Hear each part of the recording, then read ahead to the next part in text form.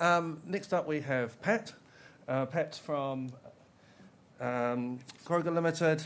And as I was sort of saying before, the second day, so you might be feeling a little bit tired, so this session is interactive, so if you do come forward, there's a little bit of a piece of paper that you can play with later on. Pat's been in the organisational development and leadership advisory space for over 20 years, including the banking sector. And today we're really focusing on this session, the creative part of creative digital government. And as a hint, we're not talking about the technology.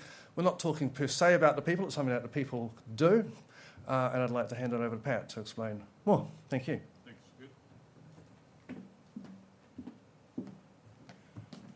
Good. Good morning. Good morning. Welcome. Good. Well done. Well done. This is going to be a bit of fun, actually. I must. This is an aside. It's not directly related to what I'm going to talk to you about, but they asked me to stand behind this, right? Because then they get all the camera work and all that stuff in, which is great. But I do get flashbacks on this. When I grew up in Rotorua, and when I first left school, I was a stock agent, so sold sheep and cattle.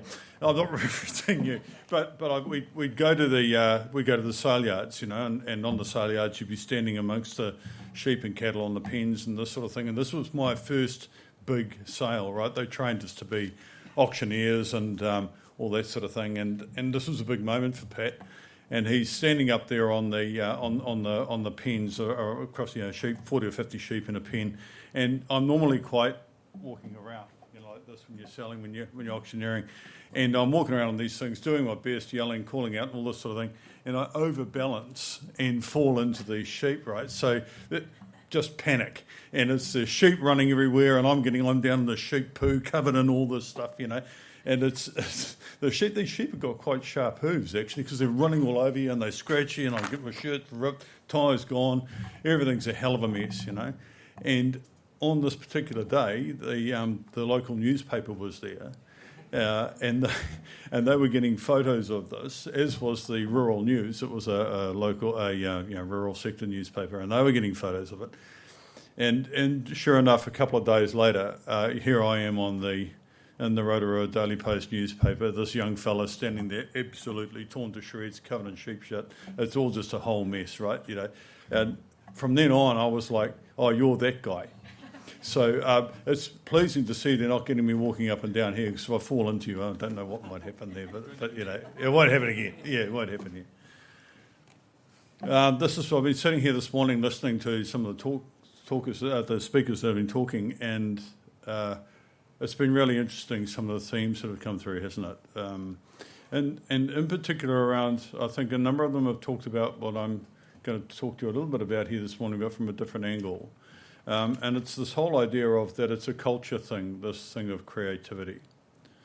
The position I'm taking is that we won't be nearly as creative or innovative as we are now, but going forward, how we have to be even more innovative and creative if we don't have the culture right. So to Sigurd's point, I've been in this sort of culture leadership OD space for 20 odd years now, and I guess if I take anything from that time, it is the fact that culture is a huge thing in terms of the performance of organisations. And whether you're a leader at the top of the tree of the organisation, or you're a leader at tier 5, tier 6 of an organisation running a team, the fish rots from the head down. So how you are as leaders absolutely influences and drives the culture. So, if I walk into an organisation and it's siloed, there's backstabbing, there's infighting, there's no collaboration, nothing's adaptive, there's no innovation, no new thinking, I'll show you the leadership team. And it's as clear as that. So I think culture is absolutely critical in terms of when you're thinking about being innovative and creative and where you're wanting to take your organisation, this stuff's really important. So I want to talk about three things. So one is the culture connection for creativity. I want to talk about this idea of a culture of trust. Trust has come up a lot this morning. And yesterday, I was talking to a chap yesterday who was talking about it as well. So it's come through the whole conference so far. I want to give you a bit of a slightly different angle on this from a leadership perspective, right? And to that point, the role of leadership in creating trust, right? So those are the three things I want to cover off. Have a look at this.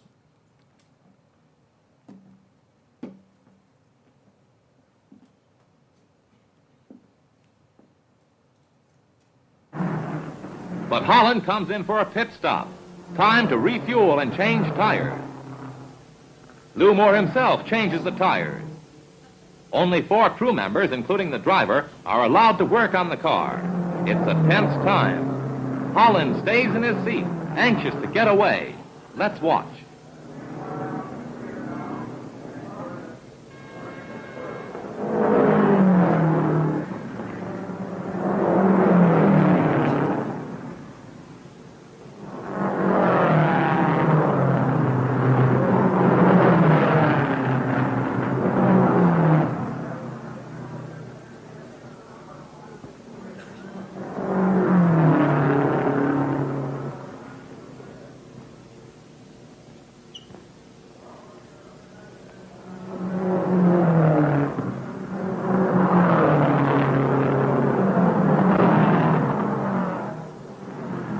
Tires are changed at last. A crewman polishes the windshield as Holland moves away just 67 seconds after he stopped.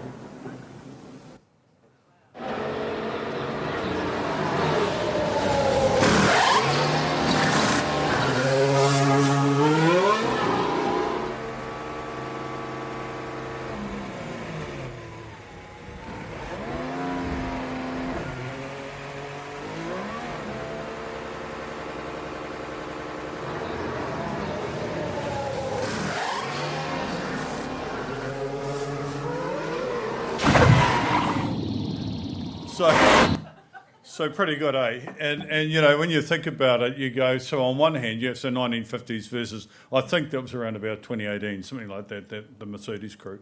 But you know, amazing, eh? How innovation and creativity have taken us from somewhere that was, you know, a minute long in the 50s to just over a couple of seconds now. And in fact, I think, I'm not a petrol head, but I think those of you who are, I understand that Red Bull have now got it under 2 seconds in terms of changing this race. So it's incredible, isn't it? You know, if you're in the 1950s and you're in that pit crew and you said, hey, I tell you what, fellas, I reckon in a few years we'll be able to do this in a couple of seconds. They'd take you away, wouldn't they? You know, it'd be like, you know, it was just inconceivable. But look, today it's a reality. And you go, yes, so there are different rules and there's different technology and there's different everything, right, to what they had back then. But I do think that there is something that is common that's underpinning them, and that is this culture and the way they think about and the way they do things, what you see and hear around here, culture. Now, I mentioned Red Bull. So I looked this up a bit about Red Bull and about the culture in the Red Bull team. Right? Quite interesting. 2 CEOs were talking about this stuff, right, of Red Bull. So they said this. They said we have, and it was just by luck, right? I didn't plan this, but it was just, they said the fundamental thing that makes Red Bull so successful, so innovative, and so creative is our culture, and it's a culture of trust. So there you go. So it goes, well, wow, that's interesting, right? So what were they saying about that, right? And they said, so look, if you look on the, you know, what we see on race day on TV in the media, all that stuff, they describe that as the tip of the iceberg. But underneath all that is the whole, if you like, Red Bull ecosystem of the organisation, right? And they say this about when they talk about their organisation, here's the stuff they talk about, right? So the first one they say is, we have a very informal, open environment. So the way they talk, the way they engage, the way they talk to each other, the way they work as teams is very informal. Lots of them are friends. Now, he said, you wouldn't think that when you see on race day and you see things go wrong, they yell and scream and drivers get upset and all that sort of stuff, you know. But again, that's the tip of the iceberg, right? They get through that and then they're back into under the iceberg in this whole ecosystem of trust. And he said in that, so with this, you know, informal, open environment, the sharing of ideas, failures welcomed. You know, that came up this morning. There's the panel that we're talking here. Be prepared to get things wrong. And someone said, which these guys, I thought they were quoting them, someone said that, you know, if you're not getting stuff wrong, we're not trying, right? We're lazy. So it's that sort of thing that they talk about a lot. Leadership trust. One of the guys, one of the bosses said, you know, I buy the most expensive engineers in the world to work for me. The last thing I need to be doing is looking over their shoulder all the time, checking on what they're doing, right? That's not a return on investment. Merit-based. So whether you're a 20-year-old who's been in the place 10 minutes or a 40-year-old who's been in the place 10 years, your voice counts. You all have a say. We value your thinking, your intelligence, your ideas as much as anybody else. There is a feeling in Red Bull that you belong. Don't know if you've seen a book by a guy, a Kiwi fella. He wrote a book called Belonging. It's got rave reviews, worth a look. And it's about the importance of this culture of belonging that's driven through trust. So at Red Bull, you belong. You don't fit in. If I fit in a role. You're this, you do that, right? Whereas at Red Bull, for example, when you have this high culture of trust, you fit in as part of the team, you belong here, we trust you, we want your input and your thoughts. The last one they talked a lot about, well, they talked about a few things, but these were the main sort of the headlines. The last one they talked about a lot was partnerships, internal and external. And Red Bull have a really great long-term relationship with Oracle. So everybody's talked about tech today, right? The AI's come up, all that sort of stuff. They're even further down the track than they're fully embracing that stuff. They've got a plan, right? They know how they're going to do it, and they know their plan will change. But at the moment, they've got a plan how they use AI, augmented reality. I don't really even understand that. But it's like they do, and they're into it, right? You know, and they're using it big time.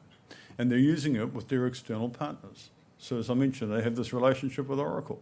Now, it's not just when they said when we deal with Oracle, we're not just going to show you this little bit of our organisation. We're showing you everything.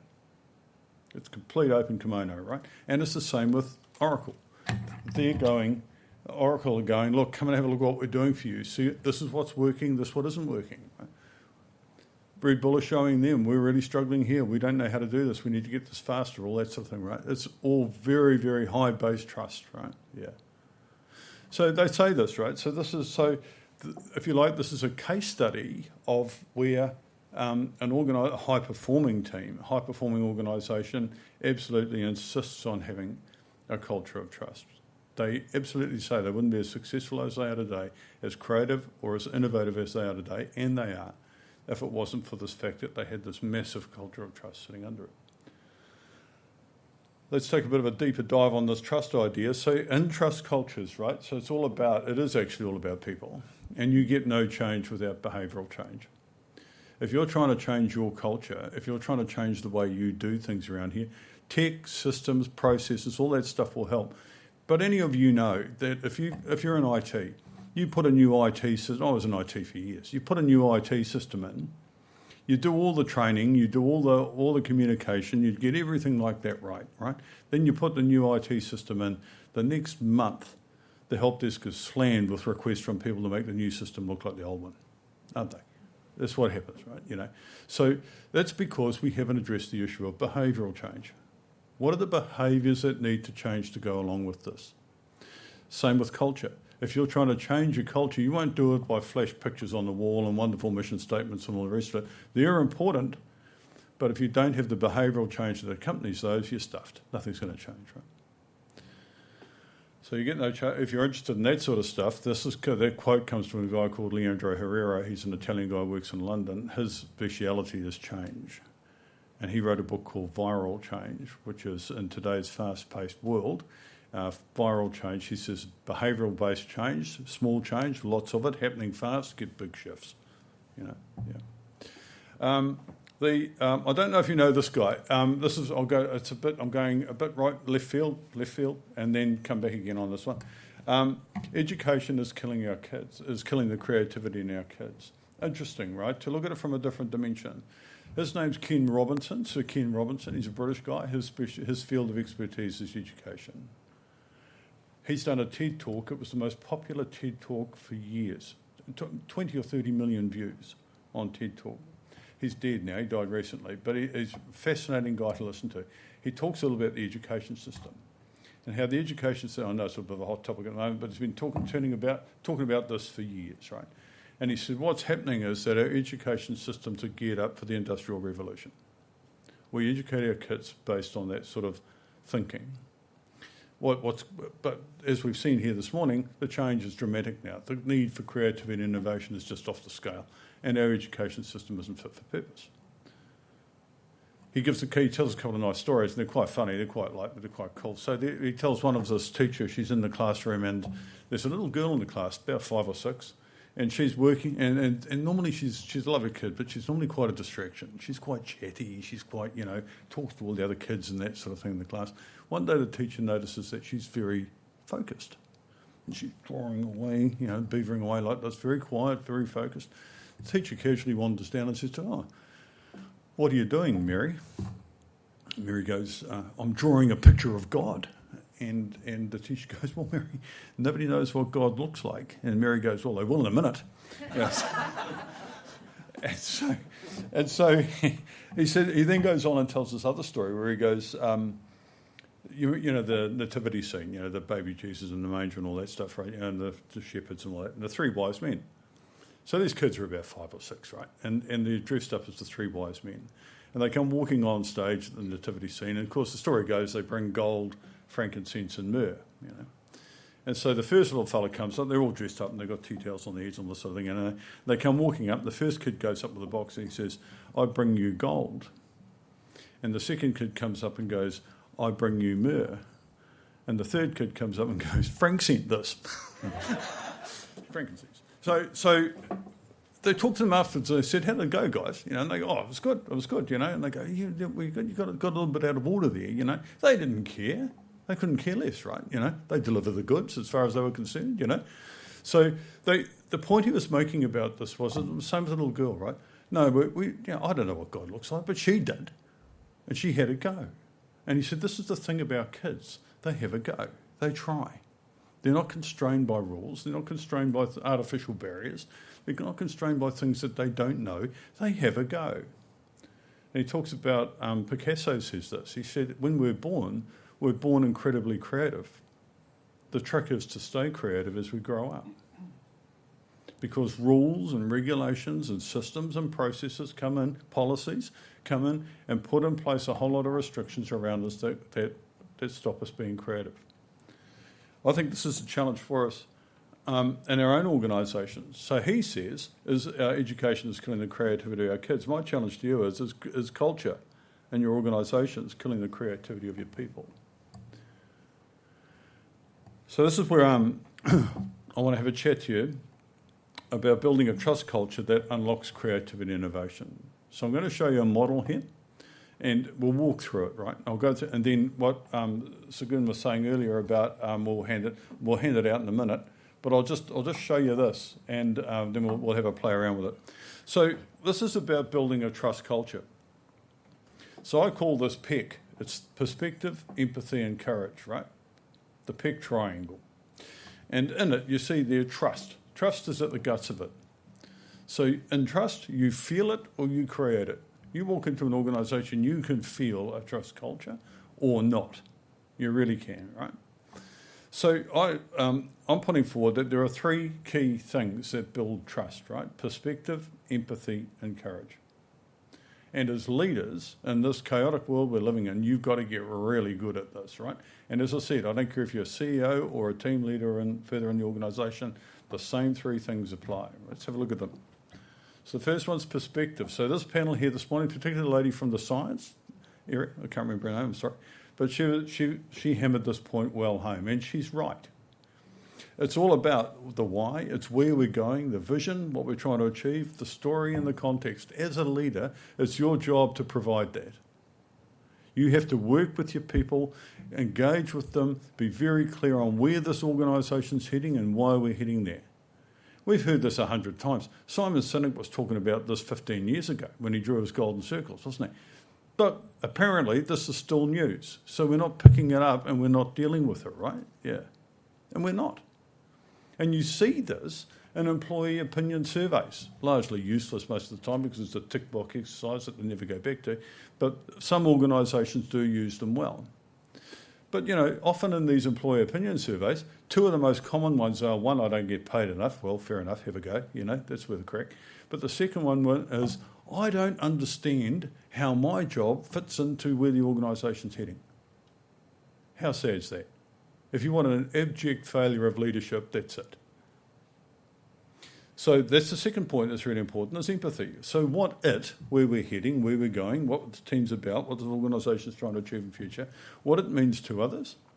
As a leader, know me, focus me. If I work for you, you should know my fears, my aspirations, my strengths, my weaknesses, everything that's important to me, my career, where I want to go in my career, what opportunities I'm looking for, what opportunities I'm seeking, right? Be concerned about the human being, not just the outputs. That goes back to Red Bull. You know, you belong here. It's not just about you and a function in that role doing this thing. You're not fitting in. You belong here. And then be responsible for those in your charge. Not I'm in charge here. Being responsible for those in your charge. That's the role of leaders. So 2 key things. Where are we heading? What are we doing? And what's it mean for me and my people and how I take them forward on that? And then the third one is courage. See, interestingly, and maybe it just didn't really sort of like land, but I would have thought I would have heard more people talking about courage at this conference. So courage, the ability to enact, hard conversations, experimenting, taking steps, taking action, backing myself and giving it a go. A couple of people said this morning, don't be on the front page of the paper. That's true. I've worked with CEOs who go, whatever happens here, we can't be on the front page of the paper. What sort of critical success factor is that? So, and then the second thing, takes courage to work through situations with people who think differently to you. If we're going to be innovative and creative in the government sector or any sector, you've got to be doing this really well. Got to be. As Gerd said earlier, I had my own business, and I did for 20 years. I had my business partner and I for 15 years. I had my own business, and we worked with New Zealand leaders in all that time. And in that time, we did 360 surveys. You know what I mean? 360 surveys, yeah. And it measured them in 4 key areas, right? So one was vision, bit like perspective, big picture, inspirational, aspirational, sees big concepts, that sort of thing. Are you good at that? Yes, Then other end of that was reality. So am I the sort of leader who's across the right detail in my organisation, who really gets what's important, not in the weeds, but in the right detail so I can make strategic decisions. The third one, service. Service had 2 components. One was growth and development of my people in service of the organisation. The other aspect was that doing the right thing, the ethical side of business, doing the right thing, even though it may not be the popular thing. The fourth one was courage, and courage is this. Right? What I'd add to that was resilience and risk-taking, so fall down 7 times, get up 8, that sort of thing, right? Critical in innovation. Right? So 15 years worth of data, when you roll up all those 360s and you said, give me one look, what it looks like, our lowest scoring area for New Zealand leaders by a country mile was what?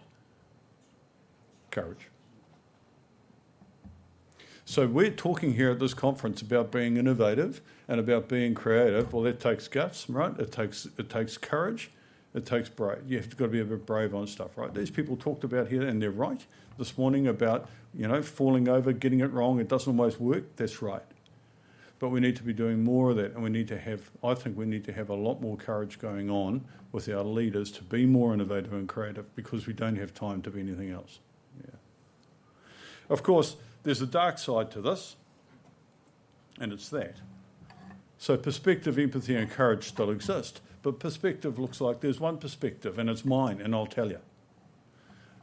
We see bullying, we see telling. It's a win-lose conversation going on. No empathy. Consider yourself told, I'm right. Actually, I could do this. I'm right. Ego, low battle, low interest in others. Be reasonable, do it my way. And instead of courage and bravery, what we see is manipulation. We see politics, defensive, passive, aggressive behaviour. And the drama triangle. Someone's a victim, someone's a villain, and someone's the hero. So I said to you, I've been doing this for 20 years, this sort of stuff, right? That's not uncommon. Yeah. The other one's equally common. I see a lot of great stuff. There's some awesome leadership going on out here, and we're doing some very cool, innovative, creative stuff in this space, right? But it's an issue for us that we're not getting on top of some of this stuff, and it's getting in the way. Right, so that's the model that I'd rather you look at. So what we're going to do is we're just going to have a little bit of a work through on this. So Sigurd's going to do a great job here of handing this stuff out. Please take it away. You do whatever you like with it. Make a paper plane out of it if you want to. But it's like this is the model. And I'd like you to just have a look at this with maybe team up with someone around you. It works better if you're in twos or threes. Share some ideas and learnings. Take it for a run.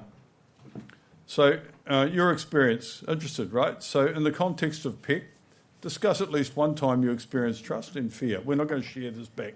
I just want you to talk about it and just have a chat amongst those with you. Here's how I've experienced these sorts of things going on. And then secondly, how can you use PEC to create trust in your team? Take a few minutes on that. Have a yarn. If you've got any questions, yell them out, or we'll take Q&A at the end.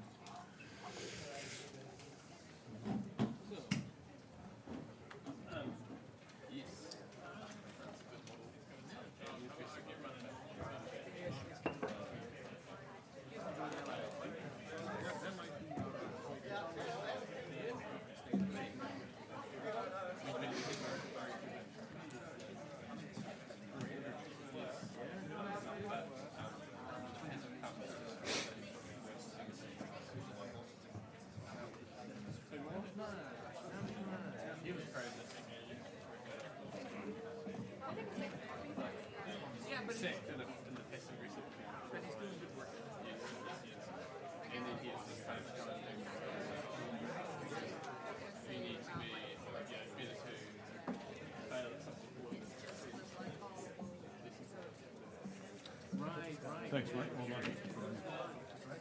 Grab my computer. So how are we? Good.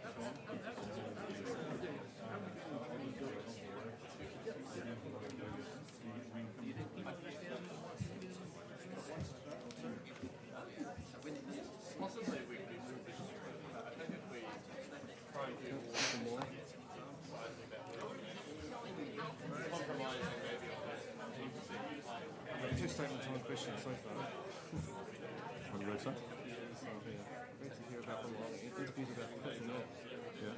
So I guess it's about changing the interviews from fitting in to belonging. Yeah. There's always more to do. Pardon me? Do you control the slide? Go through the slide. Do you control the slide? Yeah. Are you able to go back one slide just for the online audience? Oh. Yeah, thank you. I think it's so- the same, sharing the same view. If not, I'll just mix it back. You should be able to, eh? What's happened here? You can press back here. That one? That one?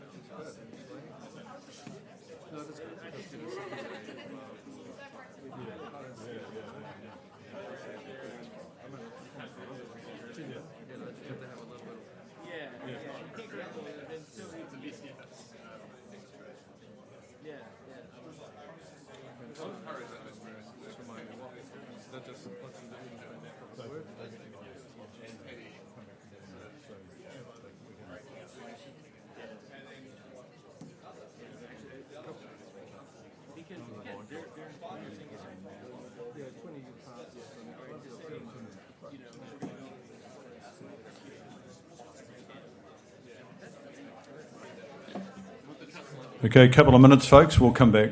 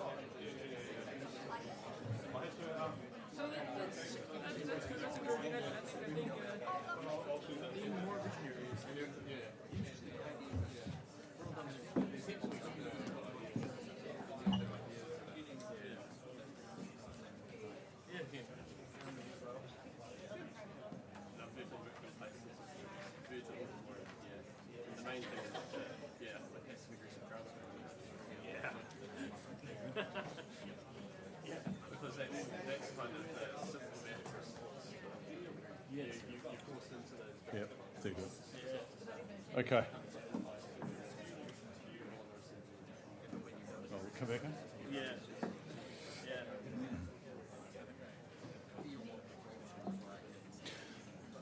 Okay. So I hope that little model was helpful for you. By all means, please do take it away and preach the word. So share it to whoever you need to share it with. It's the more people know about this, the better, eh? So I said I'd talk to you about the culture connection for creativity to thrive. I think we've covered that off pretty well. Talked a lot about trust and what you as leaders can do in creating trust, right, in your teams and in your organisations. And, and teams are like project teams, might be set up around creating something very innovative or creative. All this applies, right? It's the same thing all over it, right? Yeah. That's kind of the presentation. I think we've got some time now for any Q&A if there's any out there. One question from the crowd was, Pat, great to hear about belonging, but interviews are often about fitting in. Any thoughts? Yeah, it's a great question, eh? And I think that so seriously, if you get the chance, read this book by Owen Eastwood. It's really great. If I could just build on that interview thing for a moment, I heard a guy called Gilbert Anoka, who was the psych coach for the All Blacks. He spoke one time. He talked about 4 things actually. He said 4 things make the All Blacks successful: vision, values, belonging, and environment. Right? And he said of those 4, he asked the crowd, "What do you think is the most important?" And the most important was belonging. So, and I think that's really interesting, right? So belonging is about seeing the whole person, not just a role. Because when you see the whole person, you're bringing everybody to the game, right? Of that individual, everything comes with them. Otherwise, if it's Pat, you're just a business analyst. All you're going to get is Pat, the business analyst, all day long, right? So I think when you're interviewing, if you're going in with a belonging mindset, I think that what's happening there is you're looking for everything. Things like behavioural event interviews are useful, but it's like it's a way of doing it. But I think if you can tap into the whole person, you'll be surprised what you might uncover in terms of, there's more to this person than just the role.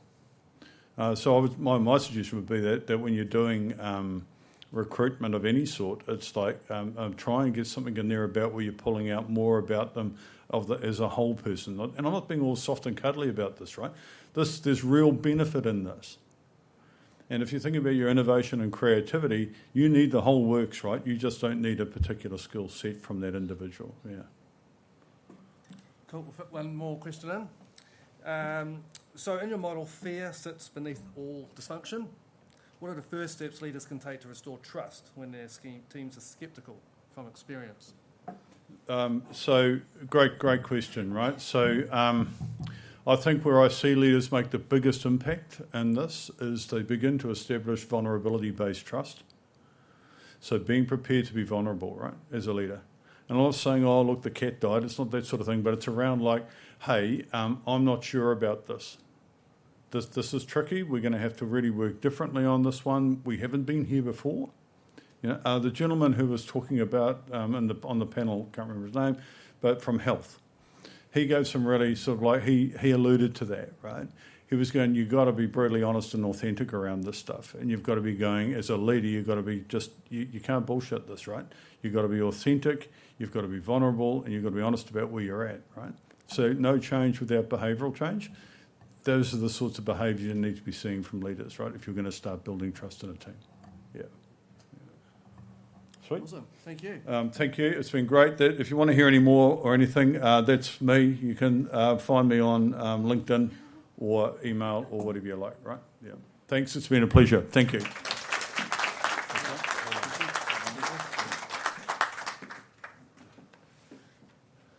Cool. Thanks, Pat.